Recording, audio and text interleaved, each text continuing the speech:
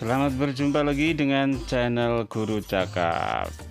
Kali ini kita akan melanjutkan pembahasan tentang latihan soal ujian sekolah atau PSAJ, penilaian sumatif akhir jenjang untuk SMA. Kita langsung saja kita mulai. Banjir di wilayah perkotaan sering terjadi akibat tingginya intensitas hujan, buruknya sistem drainase, serta alih fungsi lahan resapan menjadi kawasan pemukiman. Untuk menganalisis fenomena ini, pendekatan geografi yang paling tepat digunakan adalah titik-titik. Oke, jadi untuk menjawab pertanyaan ini, kita lihat inti soalnya tadi, terjadi banjir yang disebabkan oleh buruknya sistem drainase serta alih fungsi. Nah, ini kata kuncinya alih fungsi.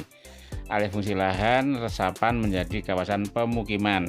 Berarti ini adalah ada pengaruh manusia, ada ulah manusia. Nah, kalau ada ulah manusia ini, maka pendekatannya adalah pendekatan ke lingkungan ya. Jadi kuncinya adalah yang E. Jadi ke lingkungan atau juga disebut pendekatan ekologis ya. Kalau yang A, pendekatan ke ruangan, itu misalnya terjadi banjir, tapi banjir itu penyebabnya bukan ulah manusia ya. Sekali lagi, bukan ulah manusia. Jadi alamiah, mungkin curah hujannya yang tinggi, maka itu pendekatannya ke ruangan. Kemudian pendekatan sosial ini bukan ya, enggak ada pendekatan sosial dalam geografi ini. Pendekatannya hanya ada 3, yaitu pendekatan ke ruangan, pendekatan ke lingkungan, dan pendekatan kompleks wilayah atau kewilayahan. Kalau yang C, pendekatan kompleks wilayah, itu satu fenomena geografi yang itu sudah sangat dahsyat, sudah sangat kompleks. Untuk mengatasinya harus digunakan atau melibatkan berbagai disiplin ilmu ya. Jadi kerusakannya sudah sangat parah. Kemudian pendekatan kronologis ini juga tidak ada. Sekali lagi jawabannya yang E, pendekatan ke lingkungan. Kita lanjut.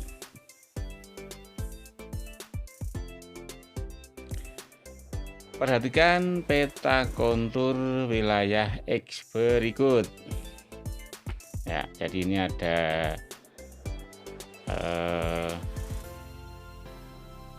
peta ya, peta kontur. Peta kontur itu peta yang tentunya berisi garis-garis kontur. Garis kontur itu garis yang menghubungkan tempat-tempat yang ketinggiannya sama. Misalnya itu ya, untuk garis yang terluar itu menghubungkan tempat-tempat yang ketinggiannya 1200 meter. Berikutnya yang A itu yang ditanyakan. Yang berikutnya masuk lagi itu 1400 meter, 1500 meter, 1600 meter, dan paling tinggi 1700 meter. Pertanyaannya, jika wilayah X itu merupakan sebuah bukit ya, sebuah bukit, titik A berada pada ketinggian berapa dan jenis tanaman apa yang dapat tumbuh dengan baik?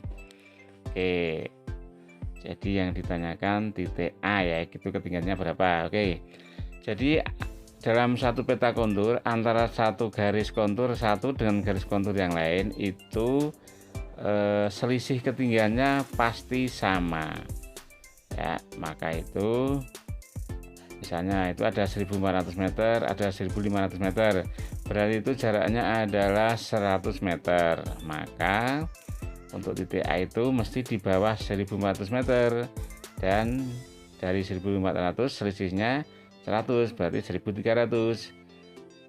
Jadi jawabannya adalah 1300 meter. Nah, di option atau jawabannya itu yang 1300 hanya ada 2, yaitu B dan C.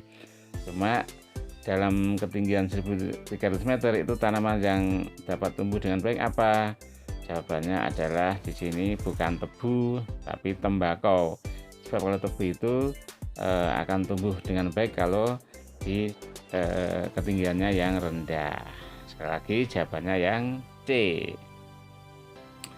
Berikutnya, perhatikan gambar skema penginderaan jauh ya. Jadi ini gambar skema penginderaan jauh. Di situ ada matahari ya, ada atmosfer, ada objek, ada sensor dan seterusnya. Pertanyaannya, fungsi dari komponen yang diberi kode 1 dan 2 pada skema di atas adalah titik-titik. Jadi 1 dan 2 ya, 1 dan 2. Sinar matahari atau sumber tenaga dan sensor. Itu fungsinya apa ya? Fungsinya apa? Oke, jawabannya saya kira ini mudah. Langsung saja ini jawabannya yang D, yaitu 1 itu menyinari objek, kemudian yang 2 itu merekam objek. Ya, gampang sekali ini ya, nggak usah kita perjelas. Kita lanjut. Dalam sebuah foto udara, tampak wilayah dengan permukaan bergelombang, pola aliran sungai berkelok-kelok, serta adanya pemukiman yang tersebar mengikuti lereng bukit. Berdasarkan karakteristik tersebut, bentuk muka bumi yang dapat diinterpretasikan adalah titik. Maksudnya bentuk muka bumi itu berupa apa ya, diinterpretasikan, ditafsirkan itu berupa apa. Kalau seperti itu, jawabannya adalah dataran tinggi ya, dataran tinggi. Saya kira ini cukup jelas ya. Dengan kondisi yang seperti itu tadi, itu adalah dataran tinggi. Oke, kita lanjut. Sebuah analisis pemetaan dilakukan dengan mengoverlay peta jenis tanah dan peta kemiringan lereng. Hasil dari overlay kedua peta tematik tersebut dapat digunakan untuk membuat titik-titik. A. Peta kepadatan penduduk. B. Peta administrasi wilayah. C. Peta jaringan transportasi. D. Peta tata guna lahan. E. Peta potensi bencana longsor ya, tanah longsor. Saya kira ini langsung saja yang E ini ya, peta potensi bencana longsor. Oke, kita lanjut.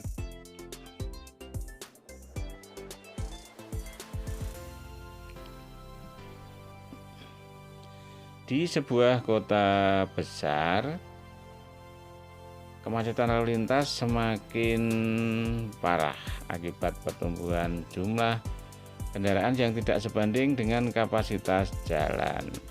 Hal ini menyebabkan peningkatan polusi udara dan waktu tempuh yang lebih lama bagi penduduk.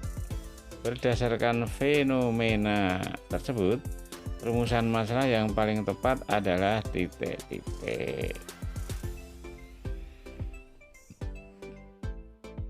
Kita baca ya. A. Bagaimana pola pergerakan kendaraan di kota besar? Bukan ya. B. Apa faktor utama penyebab kemacetan di kota besar? Nah, ini jawabannya.